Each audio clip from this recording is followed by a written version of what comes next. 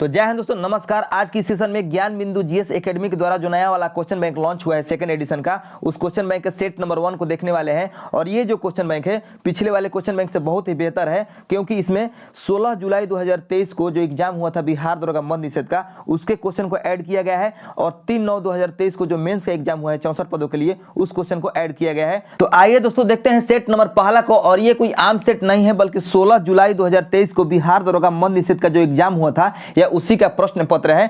तो question number 1 में दिया गया है दोस्तों, कीव राजधानी है किसकी। जो कीव है यह किसकी राजधानी है, तो यह है यूक्रेन की राजधानी। यूक्रेन की राजधानी है कीव। नेक्स्ट है आपका 2 नंबर क्वेश्चन, 1857 के विद्रोह के दौरान जगदीशपुर में इसका नेतृत्व किसके द्वारा किया गया, तो आपका सही उत्तर हो जाएगा कुंवर सिंह के द्वारा किया गया। नेक्स्ट है आपका 3 नंबर क्वेश्चन, अस्पष्ट आकाश नीला दिखाई देता है क्योंकि, तो आपका सही उत्तर हो जाएगा क्योंकि बैगनी और नीला प्रकाश अन्य सभी रंगों के प्रकाश की तुलना में वायुमंडल द्वारा अधिक प्रकीर्णित होते हैं। तो आपका ऑप्शन नंबर सी इसमें राइट आंसर हो जाएगा। नेक्स्ट है 4 नंबर क्वेश्चन, हिमालयी भालू तथा विशाल पांडा किन जातियों का उदाहरण है, तो आपका सही उत्तर हो जाएगा सुमेध जनजाति, यानी ऑप्शन नंबर डी आपका सही उत्तर हो जाएगा।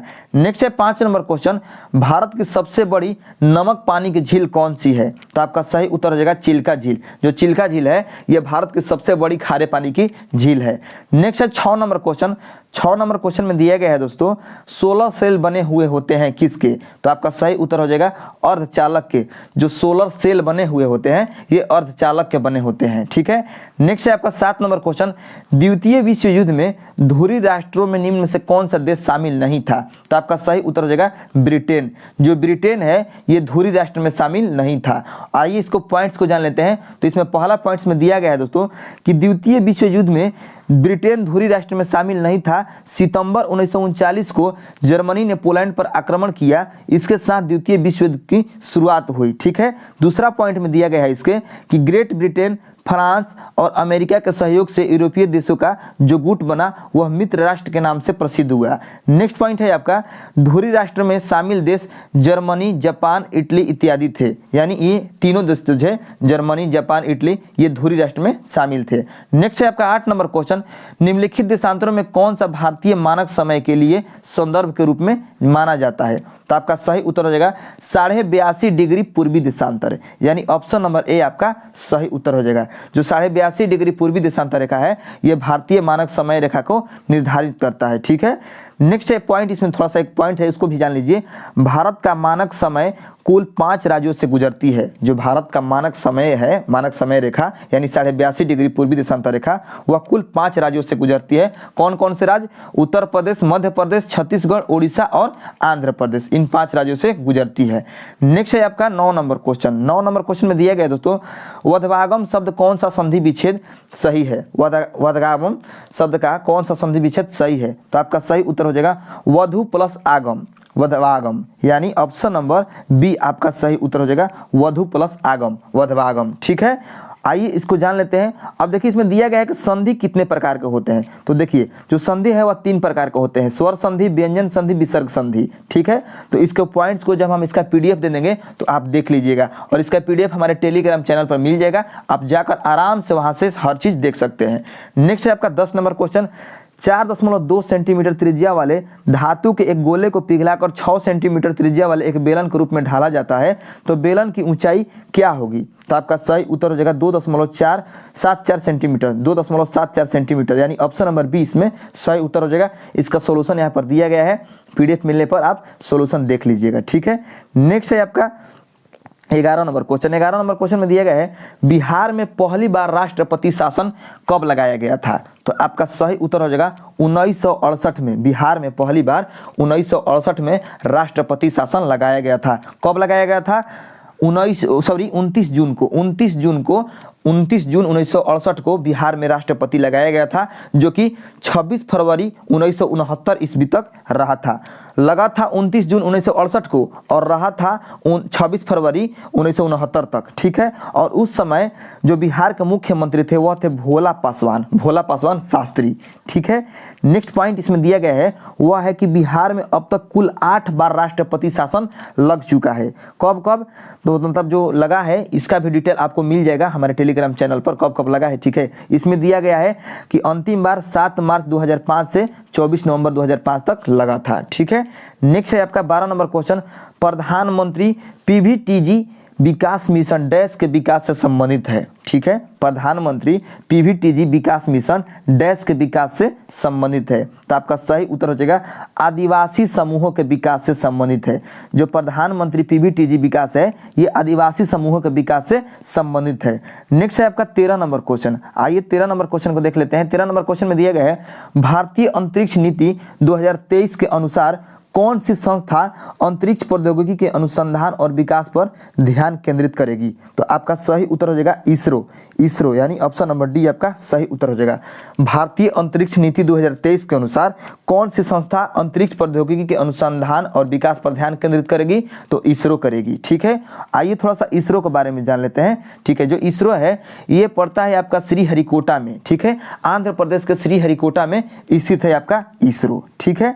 नेक्स्ट है आपका 14 नंबर क्वेश्चन, बास्केटबॉल के मैदान को क्या कहते हैं, बास्केटबॉल के मैदान को क्या कहते हैं, तो बास्केटबॉल के मैदान को कहा जाता है दोस्तों कोर्ट, यानी ऑप्शन नंबर 20 में सही उत्तर हो जाएगा। बास्केटबॉल के मैदान को कोर्ट कहा जाता है, ठीक है। और इस खेल का यानी बास्केटबॉल खेल का आविष्कार जेम्स स्मिथ ने 1891 ईस्वी में अमेरिका में किया था। कहाँ किया था, अमेरिका में किया था 1891 ईस्वी में। और फीबा कब हुआ है, इसका फीबा का स्थापना, तो ये हुआ है 1932 में, ठीक है। तो यहाँ पर 15 नंबर क्वेश्चन दिया गया है। 15 नंबर क्वेश्चन है राज्यसभा के कितने सदस्य मनोनीत किए जाते हैं, राज्यसभा के कितने सदस्य मनोनीत किए जाते हैं, चयनित नहीं, निर्वाचित नहीं, मनोनीत किए जाते हैं, तो आपका सही उत्तर हो जाएगा 12 सदस्य। और ये 12 सदस्य जो है ये राष्ट्रपति के द्वारा मनोनीत किया जाता है, ठीक है। और किसके अनुसार, तो अनुच्छेद 80 के 3 के अनुसार, ठीक है। 80 के 3 के अनुसार, कहीं कहीं आपको 80 का सी या 80 का ग भी मिलेगा, ठीक है। तो उसको भी आप ध्यान में रखना चाहिए आपको, ठीक है। नेक्स्ट है आपका 16 नंबर क्वेश्चन, विजयनगर साम्राज्य में अमरम शब्द का अर्थ क्या था, अमरम शब्द का अर्थ क्या था, तो आपका सही उत्तर हो जाएगा सैनिकों के अनुदान के लिए अमरम शब्द का प्रयोग होता था, ठीक है। नेक्स्ट है आपका 17 नंबर क्वेश्चन, राष्ट्रपति डैश की सलाह से लोकसभा को भंग कर सकता है, राष्ट्रपति किसके सलाह से लोकसभा को भंग कर सकता है, तो आपका सही उत्तर हो जाएगा प्रधानमंत्री, यानी option number A is the right answer. राष्ट्रपति जो है प्रधानमंत्री की सलाह पर लोकसभा को भंग कर सकता है, ठीक है। और ये बात अनुच्छेद 85 में वर्णित है। नेक्स्ट है 18 नंबर क्वेश्चन, प्रायद्वीपीय पठार की सर्वोच्च चोटी कौन सी है, तो वह है अनाईमुड़ी। प्रायद्वीपीय पठार की सबसे सर्वोच्च चोटी है अनाईमुड़ी, ठीक है। नेक्स्ट है आपका 19 नंबर क्वेश्चन, मोती प्राप्त करने के लिए संवर्धन किया जाता है किसका, तो आपका सही उत्तर हो जाएगा ऑयस्टर का प्रयोग किया जाता है या संवर्धन किया जाता है मोती प्राप्त करने के लिए, ठीक है। और आपको बता दें कि मोती प्राप्त करने के लिए संवर्धन का प्रयोग किया जाता है और ऑयस्टर की दृष्टि से मन्नार की खाड़ी, कच्छ की खाड़ी एवं सौराष्ट्र का समुद्री किनारा महत्वपूर्ण है, इससे मोती प्राप्ति की जाती है। नेक्स्ट है 20 नंबर क्वेश्चन, मनुष्य के नेत्र में पुतली के आकार का नियंत्रण होता है किसके द्वारा, मनुष्य के नेत्र में पुतली के आकार का जो नियंत्रण होता है किसके द्वारा होता है, तो आइए पहले इसका आंसर देख लेते हैं। तो आंसर में दिया गया है यहाँ पर कि मनुष्य के नेत्र में पुतली के आकार का नियंत्रण परितारिका द्वारा होता है, यानी आइरिस के द्वारा होता है, ठीक है। और यहाँ पर नेक्स्ट पॉइंट दिया गया है, कॉर्निया के पीछे एक संरचना होती है जिसे परितारिका यानी आइरिस कहते हैं, ठीक है। और परितारिका यानी आइरिस गहरा पेशीय डायफ्राम होता है जो पुतली के आकार को नियंत्रित करता है। नेक्स्ट है 21 नंबर क्वेश्चन, निम्न में केंद्रीय प्रवृत्ति का कौन सा मान सभी अवलोकनों पर आधारित नहीं है, तो आपका सही उत्तर हो जाएगा गुणोत्तर माध्य, यानी ऑप्शन नंबर सी, ठीक है। नेक्स्ट है 22 नंबर क्वेश्चन। 22 नंबर क्वेश्चन में दिया गया है दोस्तों, अधिक अपवर्तनांक वाला माध्यम कौन सा है, अधिक अपवर्तनांक वाला माध्यम कौन सा है, तो आपका सही उत्तर हो जाएगा दूसरे माध्यम की अपेक्षा प्रकाशित सघन है, यही है अधिक अपवर्तनांक वाला माध्यम, ठीक है। नेक्स्ट है आपका 23 नंबर क्वेश्चन, सतलज तथा काली नदी के मध्य कौन सा हिमालय जाना जाता है या कौन सा हिमालय है, ठीक है। सतलज नदी तथा काली नदी के मध्य में कौन सा हिमालय है, तो आपका सही उत्तर हो जाएगा ऑप्शन नंबर बी, इसमें कुमायूं हिमालय। सतलज तथा काली नदी के मध्य में जो नदी है हिमालय है वह है कुमाऊं हिमालय, यानी ऑप्शन नंबर बी इसमें सही उत्तर हो जाएगा, ठीक है। और आपको बता दें इसमें देखिए दिया गया है कि पंजाब हिमालय जो है वह सिंधु तथा सतलज नदियों के मध्य में है यानी बीच में है, और कुमायूं हिमालय जो है यह सतलज तथा काली नदी के बीच में है, और नेपाल जो हिमालय है वह है काली एवं तीस्ता नदी के मध्य में, और जो असम हिमालय है वह है तीस्ता एवं दिहांग नदी के मध्य में। नेक्स्ट है आपका 24 नंबर क्वेश्चन, सरकार द्वारा अवरोधों तथा अथवा प्रतिबंधों को हटाना क्या कहलाता है। सरकार द्वारा अवरोधों अथवा प्रतिबंधों को हटाना क्या कहलाता है, तो आपका सही उत्तर हो जाएगा उदारीकरण, यानी option number D is the right answer. Next है 25 नंबर क्वेश्चन, ईस्वी सन 1809 में फारसी में गिफ्ट टू मोनोथिस्ट किसने लिखी। ईस्वी सन 1809 में यानी 1809 ईस्वी में फारसी में गिफ्ट टू मोनोथिस्ट किसने लिखी, तो आपका सही उत्तर हो जाएगा ऑप्शन नंबर सी, राजा राम मोहन राय ने, ठीक है। तो 25 क्वेश्चन इस सेट में कंप्लीट हो चुका है। ज़्यादा हम आपका समय नहीं लेंगे, इसका हम PDF दे देंगे अपने टेलीग्राम चैनल पर, आप वहां से पढ़ लीजिएगा, ठीक है। अगर आप चाहते हैं कि हम हर इस सेट का हर पॉइंट बाई पॉइंट आपको समझाएं बताएं, तो आप हमें कमेंट कीजिए, हम पॉइंट बाई पॉइंट समझा देंगे, ठीक है।